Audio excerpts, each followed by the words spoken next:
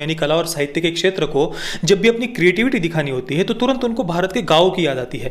ये भारत के गांवों को हत्या, अपराध, बलात्कार के अड्डों की तरह अपनी फिल्मों में दिखाते हैं और दूसरी तरफ जो हाई सोसाइटी कल्चर है, मॉडर्न लाइफस्टाइल है या फिर बड़े शहर है, उनको फ्रीडम और स्वतंत्रता के प्रतीक के रूप में अपनी फिल्मों में ये दिखाते हैं। और दोस्तों एक बात आप मुझे बताइए, फिल्म इंडस्ट्री में से मैं सभी फिल्म इंडस्ट्रीज की बात कर रहा हूं, इन फिल्म इंडस्ट्रीज में से ऐसे कितने स्टार्स है, कितने एक्टर्स है, कितने कलाकार हैं जिन्होंने किसी गरीब परिवार के लड़के या लड़की से शादी की है, किसी किसान के परिवार के लड़के या लड़की से शादी की हुई है।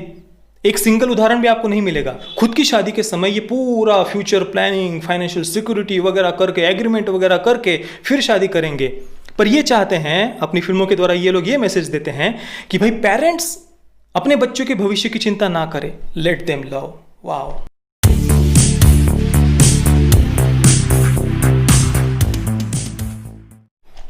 ओम नारायण नारायण नारायण नारायण। पावकड़ेगल, पापमय कहानियाँ। अब मैं अपने विचार आपको बताऊं उससे पहले संक्षेप में इन चारों एपिसोड्स की कहानी के बारे में हम बात करते हैं। सबसे पहला एपिसोड है थंगम, जिसका हिंदी में अर्थ होता है सोना, गोल्ड। इंग्लिश में इस एपिसोड का नाम है माय प्रीशियस, को रिटन एंड डायरेक्टेड बाय सुधा कोंगारा, जिनकी सुररे पोटरो अभी हाल ही में हमने देखी, जो कि एक बहुत ही बढ़िया फिल्म है। इस पहले एपिसोड की कहानी शुरू होती है 90 के दशक से। वर्ष 1981 उन्होंने फिल्म में दिखाया है, जहाँ पर एक छोटे से गाँव में, भारत के एक छोटे से गाँव में एक किन्नर जिसका नाम है सत्तार, वो अपने ही परिवार और समाज से तिरस्कृत जीवन जी रहा है। पर इतना तिरस्कार होने के बाद भी वो इन सभी दुखों को, पीड़ाओं को हंसते हुए सहन करता है और इस कारण से स्वाभाविकता हमारे मन में उसके लिए एक सहानुभूति उत्पन्न होती है। इस पूरे गांव में सत्तार से बस एक ही व्यक्ति अच्छे से व्यवहार करता है और वो है उसका बचपन का मित्र सर्वानंद। इस वजह से सत्तार सर्वानंद से प्रेम करता है और वो थोड़े थोड़े पैसे जमा कर रहा है ताकि वो अपना सेक्स चेंज का, शहर में जाकर सेक्स चेंज का ऑपरेशन करवा सके और ऑपरेशन करके वो सर्वानंद से विवाह कर सके। पर सर्वानंद सत्तार की बहन से प्रेम करता है और इसके बाद में फिर सत्तार अपने प्रेम को त्याग देता है और अपने मित्र सर्वानंद और बहन को उस गांव से भागने में मदद करता है। अब उनके भागने के बाद में सत्तार गांव में अकेला रह जाता है और ये पूरा का पूरा गांव सत्तार के लिए अपने दरवाजे बंद कर लेता है। उसका परिवार तक उसे अपने घर में नहीं आने देता और उसकी माँ बहुत पीड़ा में परेशान होकर कहती है कि इससे अच्छा तो तुम मर जा, तुम्हारे कारण तेरी बहनों की तक शादी नहीं हो रही है।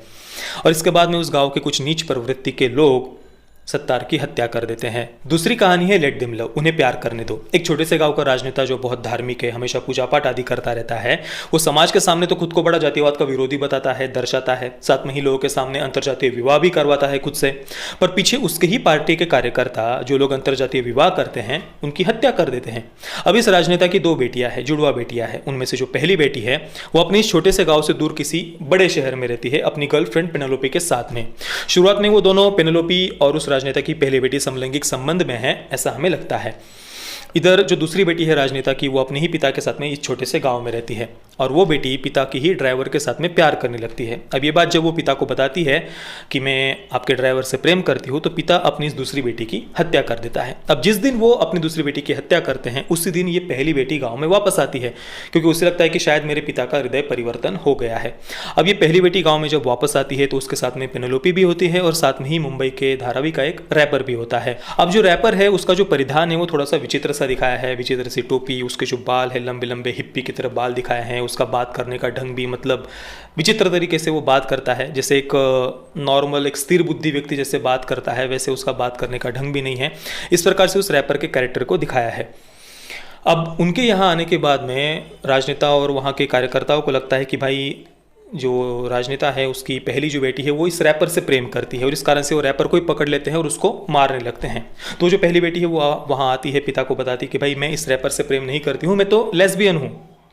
और वो जो पेनेलोपी है उसको लिप टू लिप किस करके भी दिखाती है पिता के सामने, जिसके बाद में वो राजनेता बहुत गुस्सा हो जाता है, पेनेलोपी को धमकी देता है कि भाई तुम्हें अगर जिंदा रहना है तो देखो इस रैपर को लेकर यहाँ से चले जाओ। इसके बाद में पेनेलोपी उस रैपर को लेकर चली जाती है। पर फिल्म के एंडिंग में हमें दिखाया है कि ये जो पहली बेटी है वो भी अपने पिता को छोड़कर फिर पेनेलोपी और उस रैपर के साथ में वहाँ से भाग जाती है जैसे तैसे करके। और फिर जाने के बाद में वो पिता को फ़ोन करके बताते हैं कि भाई मैं लेस्बियन तो नहीं हूँ, होती तो भी कोई प्रॉब्लम नहीं है, पर मैं इस रैपर से ही प्रेम करती हूँ। तीसरा एपिसोड है वानमगल, डॉटर ऑफ द स्काईज, आसमान की परी। सत्या और मथी इन दोनों की दो बेटियां हैं, वैदेही और पुन्नुथाई, और एक बेटा है। ये एक मध्यम वर्गीय परिवार है जो अपने बच्चों के सभी सपने पूरा करना चाहता है और पिता खास तौर पर अपनी बेटियों से बहुत ज़्यादा प्रेम करता है। एपिसोड की शुरुआत में ही वैदेही के मासिक धर्म शुरू होते हैं, जिसके बाद में उसकी पूजा कराई जाती है। इसके बाद में ये पूरा का पूरा परिवार कुल देवता के दर्शन करने के लिए जाता है और दर्शन करके आने के बाद में जो उनकी सबसे छोटी बेटी है पुन्नुथाई, जो केवल 12 वर्ष की है, उसे कुछ दरिंदे उठाकर ले जाते हैं और उसके साथ में दुष्कर्म करते हैं, जिसके बाद में ये पूरा का पूरा परिवार अंदर से टूट जाता है। समाज की मान सम्मान प्रतिष्ठा आदि बातों के कारण वो पुलिस में कंप्लेंट तक नहीं कर पाते और ना ही किसी को ये बात बता पाते हैं। और इसी चिंता के कारण इस एपिसोड के एंडिंग में जो माँ है पुन्नुथाई की, उसके मन में ये विचार आता है कि काश वो अपनी बेटी को किसी पहाड़ से धक्का दे देती, पर वो ऐसा करती नहीं है। वो इस अपने विचार को वापस ले लेती है और उसे ग्लानि होती है कि उसके मन में ऐसा विचार आया। इस एपिसोड के एंडिंग में एक वाक्य है कि एक परिवार की इज्जत औरतों के जिम्मे होती है। औरतों के शरीर में, उनके टांगों के बीच, उनकी छातियों में, उनके चेहरे की शर्म और बातों में परिवार की इज्जत होती है। ये जो भी बातें हैं ये सब खोखली बातें हैं, ढकोसला बातें हैं, यानी जो महिलाओं को उनके चेहरे की शर्म और बात करने के ढंग से जज करते हैं, या लज्जा स्त्री का गहना होता है, मतलब जो चेहरे की शर्म आदि से महिलाओं को जज करते हैं, ये सब बातें ढकोसला है, खोखली है। इन्हीं के कारण महिलाओं का और ज़्यादा शोषण होता है। ये इस कंक्लूजन पर ये तीसरा एपिसोड पहुंचता है। चौथे एपिसोड का नाम है ओरेरावो, दैट नाइट, उस रात की कहानी। एक छोटे से गांव की लड़की अपने पिता और परिवार को छोड़कर एक दूसरे समाज के लड़के के साथ में गांव से भाग जाती है और वो अभी एक बड़े शहर में जाकर रह रहे हैं और एक बहुत ही मॉडर्न लाइफस्टाइल वहाँ पर वो जी रहे हैं। अब वो लड़की यानी सुमति प्रेग्नेंट हो जाती है। पिता को गांव में ये बात पता चलती है तो पिता अपनी लड़की से मिलने के लिए गांव में जाता है। वहाँ पर उसके साथ बहुत ही अच्छे से वो बात करता है और अपनी बेटी की गोद भराई कराने के लिए वो उसको गांव में वापस ले आता है।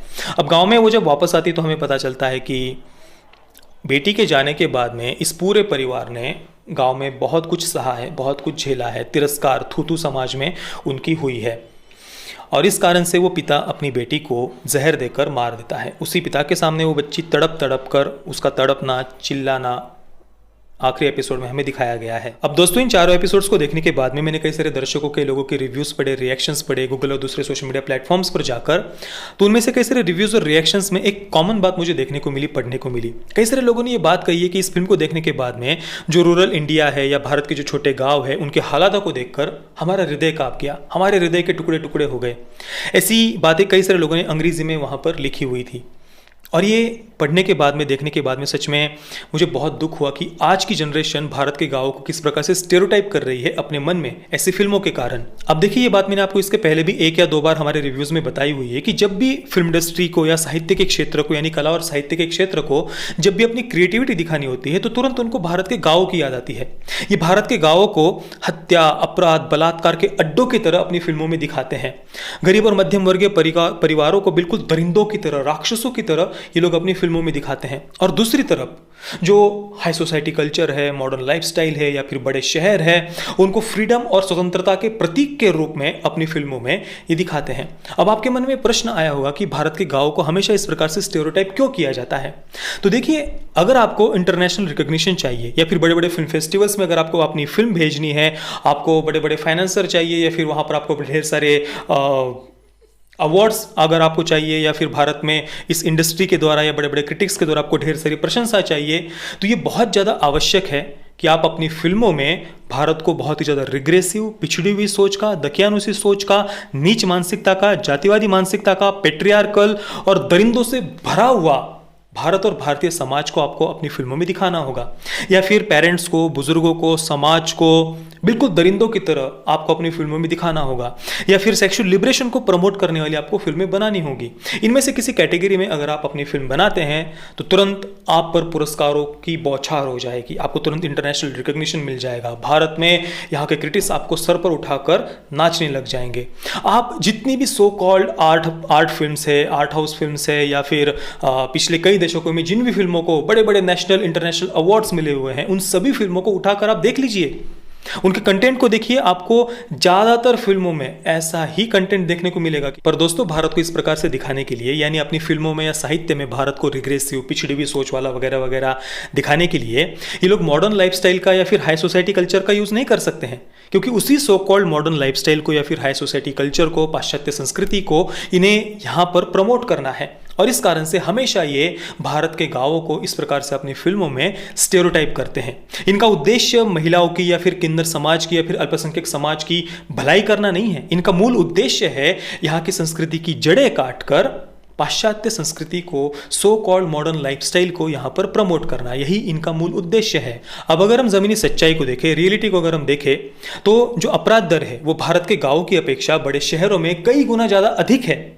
और मैं यहाँ पर लोक संख्या के अनुपात में ही बात कर रहा हूँ। ऐसा नहीं कि भाई भारत के गांव की लोक संख्या बहुत कम है इसलिए वहाँ पर अपराध दर कम ही होगा, नहीं। मैं लोक संख्या के अनुपात में ही अपराध दर की बात कर रहा हूँ कि ये अपराध दर भारत के गांव की अपेक्षा बड़े बड़े शहरों में कई गुना ज़्यादा अधिक होता है।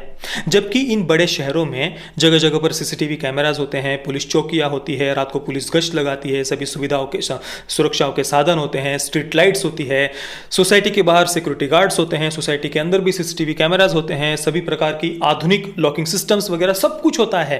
पर फिर भी इन बड़े शहरों में महिलाओं के साथ में कई गुना ज़्यादा अपराध होते हैं, कई अलग अलग प्रकार के अपराध इन बड़े बड़े शहरों में होते हैं। जबकि आप छोटे गाँव को अगर देखेंगे तो वहाँ पर ना CCTV कैमराज है, ना स्ट्रीट लाइट्स है, ना ही वहाँ पर सुरक्षा के कोई साधन है, ना ही रात को वहाँ पर पुलिस गश्त लगाती है, ना ही कोई पुलिस चौकियाँ है, ना ही वहाँ पर कोई सिक्योरिटी गार्ड होता है, ना ही पर कोई घर के बाहर कोई CCTV कैमराज होते हैं। दरवाज़ा भी बिल्कुल सादा होता है, उस पर कुंडी भी बिल्कुल सादी होती है, कोई आधुनिक लॉकिंग सिस्टम नहीं होते, कुछ भी नहीं होता। पर फिर भी वर्षों वर्षों तक इन छोटे गांवों में कोई अपराध की घटनाएं तक सुनने को नहीं मिलती, क्योंकि इन छोटे गांवों के लोग स्त्री की रक्षा करना, महिलाओं की रक्षा करना अपना कर्तव्य समझते हैं। स्त्री को वो कोई भोग की वस्तु नहीं समझते हैं। जिस प्रकार से जो मॉडर्न लाइफस्टाइल जीते हैं, या फिर जो फक बड़ी, सेक्स बड़ी, multiple relationships, one night stand, या फिर एक्स्ट्रा मैरिटल अफेयर्स, या फिर रात को पब्स में, बार्स में वगैरह जाकर वहाँ पर नाचना, और वहाँ पर उन पब्स और बार में ही सबसे ज़्यादा महिलाओं को ऑब्जेक्टिफाई किया जाता है। उनके शरीर के उभारों को देखकर उनको सबसे ज़्यादा ऑब्जेक्टिफाई इन्हीं पब्स और बार्स में किया जाता है। पर ऐसा भारत के गाँव में नहीं होता। उनकी आवश्यकताएं भी कम होती है, वो ज़्यादा संतुष्ट होते हैं। अगर आप भारत के छोटे गाँव में जाएंगे तो आप देखिए किस प्रकार से आपका प्रेम से वे स्वागत करेंगे। ना ही उनके पास में ज़्यादा कोई धन है, ना संपत्ति है, लेकिन फिर भी जो प्रेम और सम्मान आपको वहाँ पर मिलेगा वो बड़े बड़े शहरों में भी जाने के बाद में आपको शायद ही मिल पाएगा। इस प्रकार से इतने एक आत्मसंतुष्टि हम जिसको कहते हैं ना, वो आपको इन भारत के छोटे छोटे गाँवों में देखने को मिलेंगी। उनकी ज़्यादा कोई आवश्यकताएं नहीं है। पर आजकल फिल्मों में आप देखिए, जो पब में जाते हैं, बार में जाते हैं, उसको किसी बहुत कूल चीज़ की तरह दिखाया जाता है। और जो पब और बार में जाने का विरोध करने वाले जो पेरेंट्स है, समाज है, उनको बहुत रिग्रेसिव, पिछड़ी हुई सोच का और बहुत ही घिनौने किसी दरिंदों की तरह फिल्मों में दिखाया जाता है। और जिन फिल्मों में पब और बार में किस प्रकार से महिलाओं को स्टेरियोटाइप, ऑब्जेक्टिफाई किया जाता है, किस प्रकार से वहाँ पर भी महिलाओं पर अन्याय होता है, ये जिन फिल्मों में दिखाया जाता है, उन फिल्मों से तक इनको प्रॉब्लम है। जैसे बागबान का उदाहरण आप देख लीजिए। बागबान में एक सीन में हेमा मालिनी अपनी जो पोती है उसको ऐसे ही एक पब में जाकर उसके चरित्र की रक्षा करती है, जहाँ पर एक लड़का उसके साथ में गलत हरकत कर रहा था। पर देखिए, उस सीन को लेकर भी कई लोगों को प्रॉब्लम है। आपने देखा होगा, पढ़ा होगा कई सारे रिव्यूज़, वीडियोज़ वगैरह में मतलब जो पब बार है उसको गलत भी दिखाते तो भी इनको प्रॉब्लम है। इवन आप मिशन मंगल देख लीजिए, वहाँ पर भी ये पब और बार में जाना किसी बहुत कूल चीज़ की तरह दिखाया है, और उसका विरोध करने वाले जो पेरेंट्स हैं उनको बहुत गलत और पिछड़ी हुई सोच का उन्होंने दिखाया है। मतलब ज़बरदस्ती की उस मॉडर्न लाइफस्टाइल को आप यहाँ पर थोपना चाहते हैं, और उसके लिए ज़बरदस्ती आप बार बार पेरेंट्स को, बुजुर्गों को, समाज को, या फिर भारत के गाँवों को, गरीबों को, किसानों को, जो बहुत मासूम लोग हैं, उनको आप ज़बरदस्ती स्टेरियोटाइप कर रहे हैं। मैं ये नहीं कह रहा हूँ कि अपराध होते ही नहीं है, पर बार बार आप एक ही प्रकार से जो स्टेरियोटाइप करते जा रहे हैं, ये बात प्रॉब्लमेटिक है। और बिल्कुल मैं मानता हूं कि इस फिल्म में जिस प्रकार की ऑनर किलिंग की घटनाएं दिखाई है, वैसी घटनाएं भी समाज में होती है। पर इससे भी लाख गुना ज़्यादा घटनाएं समाज में ऐसी भी होती है जहां पर हर वर्ष लाखों पेरेंट्स बिलक बिलक कर रोते हैं। वो पेरेंट्स, अभिभावक जिन्होंने उन बच्चों को बड़े ही लाड़ प्यार से बड़ा किया होता है, वही बच्चे सो कॉल्ड प्रेम, सो कॉल्ड लव, जो प्रेम से ज़्यादा वासना अधिक होता है, उसके आड़ में ऐसे कुछ गलत निर्णय ले लेते हैं जिसका पछतावा उन बच्चों को जीवन भर होता है। और वो देखकर वो पेरेंट्स जीवन भर बिलक बिलक कर रोते हैं। कई पेरेंट्स आत्महत्या कर लेते हैं, कई पेरेंट्स की हत्या तक कर दी जाती है इसी सो कॉल्ड प्रेम के नाम पर। ऐसी भी हजारों नहीं लाखों घटनाएं हर वर्ष होती है। कई सारी कई सारे बच्चियां जो सो कॉल्ड इसी प्रेम के आड़ में, इस चक्कर में फंस कर उनकी लाश सूटकेस में मिलती है, तो कहीं पर किसी लड़की को दफना दिया जाता है इसी सो कॉल्ड प्रेम लव की आड़ में। माता पिता उनको तब रोकते हैं, तब उनको समझ में नहीं आता। कई सारे पेरेंट्स अपनी ही बच्चियों के पाँव में अपनी पगड़ी तक रख देते हैं, पर उस प्रेम की धुन में उनको कुछ सुनाई नहीं देता। बाद में जब समय बीत जाता है, समय हाथ से निकल जाता है, उसके बाद कुछ हाथ में नहीं बचता। और दोस्तों आप ही मुझे बताइए, अब जो सेकंड एपिसोड में दिखाया है कि एक राजनेता की 2 बेटियां हैं, एक बेटी ड्राइवर से प्रेम करती है और दूसरी बेटी एक कोई रैपर है जो हिप्पी की तरह जीवन जीता है और विचित्र सा पहनावा पोशाक वगैरह वो पहनता है। और फिल्म ये मैसेज देती है कि लेट देम लव, उन्हें प्रेम करने दो, ये मैसेज फिल्म देती है। चलो ठीक है, आप मुझे बताइए, आप कॉलेज में जाते होंगे या गए होंगे, स्कूल में वगैरह आप गए होंगे, आप मुझे एक बात बताइए, स्कूल में जो लड़के गरीब होते हैं या बहुत मेहनती होते हैं, अपने पेरेंट्स को अपने काम में मदद करते हैं, सब काम वगैरह करके फिर कॉलेज में आते हैं, खुद की मेहनत से खुद की फ़ीस वगैरह भरते हैं और बिल्कुल सीधा साधा जीवन जीते हैं, सीधे साधे कपड़े पहनते हैं, ज़्यादा कुछ स्वैग वगैरह कॉलेज में वो दिखाते नहीं हैं, उनके पास कोई कार, बड़ी बड़ी स्टाइलिश बाइक्स वगैरह कुछ नहीं होता, दिखने में भी कोई ज़्यादा सुंदर नहीं होते हैं। ऐसे लड़के ज़्यादा कॉलेज में फेमस होते हैं लड़कियों के बीच में, या फिर जो लड़के कॉलेज में कार लेकर आएंगे, बाइक लेकर आएंगे, बड़ा स्टाइलिश रहेंगे, स्टाइलिश कपड़े पहनेंगे, स्टाइलिश हेयर स्टाइल करेंगे, बड़ा गुड लुकिंग होंगे, बड़ा स्वैग वगैरह जो भी कहते हैं वो जिनका होगा, वो ज़्यादा फेमस होते हैं। आप खुद दिल पर हाथ रखकर मुझे बताइए। तो मैंने ज़्यादातर देखा है भी ये जो कॉलेज रोमांस वगैरह, ज़्यादातर मैंने जो देखा है वो बस पैसों के लिए और शारीरिक सुख उसके पीछे का ज़्यादातर उद्देश्य होता है। ईमानदारी से प्रेम करने वाला तो शायद ही बहुत कम हमें ऐसे लोग देखने को मिलते हैं। और इसी वजह से पेरेंट्स को भी अपने बच्चों के भविष्य की चिंता होती है। पेरेंट्स को बच्चों के दुश्मन थोड़ी ना होते हैं। कि आजकल भाई मैं अपनी आंखों से देख रहा हूँ, कई सारे ऐसे लड़के हैं जो किसान परिवार से हैं, इस वजह से उनकी शादी नहीं हो रही। बहुत गुड लुकिंग है, क्योंकि लड़कियों की आजकल की डिमांड सी इतनी बड़ी बड़ी होती है कि भाई लड़के का शहर में अलग से फ्लैट होना चाहिए, सास ससुर के साथ में हमें नहीं रहना है, गुड लुकिंग ही होना चाहिए, दिखने में सुंदर होना चाहिए, वगैरह वगैरह। बहुत सारी उनकी लंबी चौड़ी लिस्ट होती है। और साथ में जमीन भी होनी चाहिए, पर किसान नहीं होना चाहिए। ये सच्चाई है। और दोस्तों एक बात आप मुझे बताइए, फिल्म इंडस्ट्री में से, मैं सभी फिल्म इंडस्ट्रीज की बात कर रहा हूं, इन फिल्म इंडस्ट्रीज में से ऐसे कितने स्टार्स है, कितने एक्टर्स है, कितने कलाकार हैं जिन्होंने किसी गरीब परिवार के लड़के या लड़की से शादी की है, किसी किसान के परिवार के लड़के या लड़की से शादी की हुई है? एक सिंगल उदाहरण भी आपको नहीं मिलेगा।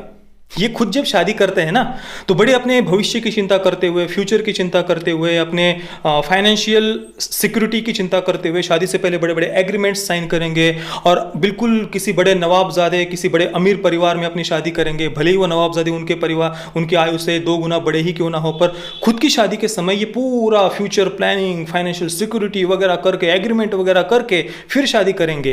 पर ये चाहते हैं, अपनी फिल्मों के द्वारा ये लोग ये मैसेज देते हैं कि भाई पेरेंट्स अपने बच्चों के भविष्य की चिंता ना करें। जिन पेरेंट्स ने बड़ा लाड़ प्यार से पाल पोस कर उन बच्चों को बड़ा किया है, उन्हें अपने बच्चों के भविष्य की चिंता करने का कोई अधिकार नहीं है। Let them love. वाओ। तो ये हो गई दूसरे एपिसोड की बात। अब बात करते हैं पहले एपिसोड की। किन्नर समाज का जो लोग तिरस्कार करते हैं, उस पर वो पहला एपिसोड है। देखिए, मैं मेरे गुरुदेव के आश्रम में 8 वर्ष तक था, ये बात मैंने आपको कई बार बताई हुई है। तो उस आश्रम में एक किन्नर समाज के ही एक भाई थे। वे वहाँ पर मेरे गुरुदेव की जो माता जी की समाधि है वहाँ बैठते थे, वहाँ पर भी पूजा वगैरह आदि करते थे।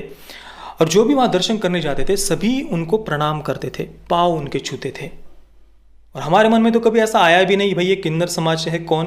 भाई हमारे गुरुदेव, हमारे शास्त्र, हमारी संस्कृति शरीर और मन बुद्धि से ऊपर उठना सिखाती है। तो भाई हम किसी के शरीर को लेकर किसी को छोटा बड़ा या तिरस्कार करना या इन सब बातों में कोई फंस ही कैसे सकता है। हमारी संस्कृति तो शरीर मन बुद्धि से ऊपर उठना सिखाती है। और मैंने जितना देखा है हमारी संस्कृति में जो किन्नर समाज है, लोग उनकी पूजा करते हैं, उनको बड़ा उल्टा उनके आशीर्वाद लेते हैं। हाँ, जो हाई सोसाइटी कल्चर है या जो पाश्चात्य संस्कृति से जो ग्रसित हो चुकी है जिनकी बुद्धि, वो क्या करते हैं वो मुझे नहीं पता है। मैं इतना ज़रूर, पर जो संतों के सत्संग में जाते हैं वो कभी किसी का तिरस्कार नहीं कर सकते। जो इस देश की संस्कृति को समझते हैं वो कभी किसी का तिरस्कार नहीं कर सकते हैं। हाँ, जो बड़े बड़े अंग्रेज़ी एलिट स्कूल्स वगैरह में जाते हैं, मैं उनको देखा हूँ, बड़े अंग्रेज़ी बोलते हैं ना, तो हिंदी बोलने वालों का या मातृभाषा में बोलने वालों का तक वो तिरस्कार करते हैं। और अपने आप को बड़ा नहीं, पता नहीं कौन से 7वें आसमान में वो घूमते हैं। ऐसे बड़े बड़े अंग्रेज़ी बोलने वाले लोग, बड़े मॉडर्न अपने आप को समझने वाले लोग अपने ही देश की भाषा बोलने वालों का तिरस्कार करते हैं, दूसरों को नीचा दिखाते हैं। ये मैंने अपनी आंखों से देखी हुई बातें हैं, आपने भी देखी हुई होंगी। इसके बाद तीसरे एपिसोड की अगर हम बात करें तो मैंने आपको पहले ही बताया कि ये तीसरा एपिसोड इन चारों में से मुझे सबसे ज़्यादा पसंद आया, क्योंकि वहाँ पर जो माता पिता है, पेरेंट्स है, वे रियल लगते हैं कि हाँ, हम रोज़ हमारे आजू बाजू में जो पेरेंट्स देखते हैं, माता पिता देखते हैं, उनकी तरह लगते हैं, जो अपने बच्चों से प्रेम करते हैं और अपनी बच्चियों को या बच्चे को उनके सब सपने वो पूर्ण करना चाहते हैं। ये एक रियलिस्टिक थोड़ा सा हमें लगता है। अब बात करते हैं उसी एपिसोड के एंडिंग वाले डायलॉग की, जहाँ पर वो माँ परेशान होकर ये बात कहती है कि एक स्त्री की जो इज्जत, एक परिवार की जो इज्जत होती है वो स्त्री के शरीर में होती है, उसके टांगों के बीच में होती है, उसकी छातियों पर होती है, और उसके बात करने के ढंग पर या चेहरे की शर्म पर उसकी इज्जत को समाज आंकता है या तोलता है या जज करता है। ये वहाँ पर वो, और ये बहुत ही ढकोसला और एकदम तुच्छ बात है, ये एंडिंग में कहा गया है। बिल्कुल ये बात मैं मानता हूँ कि कोई व्यक्ति कैसा भी रहता हो, उसको जज करने का, भाई कोई कैसा भी रहे, हमें उससे क्या मतलब है। कोई किसी के साथ भी सो रहा हो, उसका सेक्सुअल प्रेफरेंस कोई भी हो, वो कैसा भी जीवन जी रहा हो, कुछ भी पहन रहा हो, हमें क्या मतलब है उससे। और ना ही किसी के कुछ कपड़े पहनने से उसको, और ना ही महिलाओं के साथ होने वाले अपराध को हम जोड़ सकते हैं। नहीं भाई, जो अपराध है महिलाओं के साथ में होते हैं वो नीच मानसिकता का परिणाम है, ये एक बिल्कुल स्पष्ट बात है। पर जो नीच मानसिकता है वो कैसे दूर होगी? फिल्मों के आइटम सॉन्ग्स को देखकर तो दूर नहीं होगी, या फिर इन फिल्मों में जो महिलाओं को ऑब्जेक्टिफाई किया जाता है या फिर जो उनको सेक्सुअलाइज किया जाता है फीमेल कैरेक्टर्स को, उसे देखकर तो नीच मानसिकता दूर नहीं होगी। ये नीच मानसिकता तभी दूर होगी जब बचपन से माता पिता बच्चों को संतों के सत्संग में ले जाए, संतों के सानिध्य में ले जाए, कुछ सच्शास्त्र पढ़ने के लिए दे, महापुरुषों के चरित्र पढ़ने के लिए दे, अच्छे शास्त्र पढ़ने के लिए दे, तभी जाकर उन बच्चों का एक चरित्र निर्माण होगा, तभी तो गंदी मानसिकता दूर होगी ना। पर यही फिल्म मेकर्स, इनको तो भाई समाज और संत और संस्कृति और परंपरा और माता पिता का अनुशासन, बुजुर्गों का अनुशासन, समाज का अनुशासन, ये बातें तो बहुत दकियानों से लगती है। पर यही माता पिता का अनुशासन, बुजुर्गों का अनुशासन, परिवार का अनुशासन, समाज का अनुशासन, संतों का सत्संग, संस्कृति, यही सबसे ज़्यादा आवश्यक होते हैं एक मनुष्य के चरित्र निर्माण के लिए। इसके बाद में चौथे एपिसोड की हम बात करते हैं। अब देखिए, चौथे एपिसोड में एक पिता अपनी ही गर्भवती बेटी को जहर देकर तड़पा तड़पा कर मार देता है। अब देखिए, इतनी भयानक घटना मेरे पढ़ने में तो कभी आई नहीं, पर हो सकता है कि इतिहास में कुछ एक दो ऐसी घटनाएं हुई भी होंगी। पर इतने जघन्य अपराध के लिए आप किसे दोषी मानते हैं? उस व्यक्ति के मानसिकता को या फिर समाज को? क्योंकि अगर समाज को अगर हम दोषी माने तो भाई समाज तो हर प्रकार की बातें करता है, हर तरफ से वो कहीं ना कहीं से कुछ ना कुछ तो गलती निकालता ही रहता है।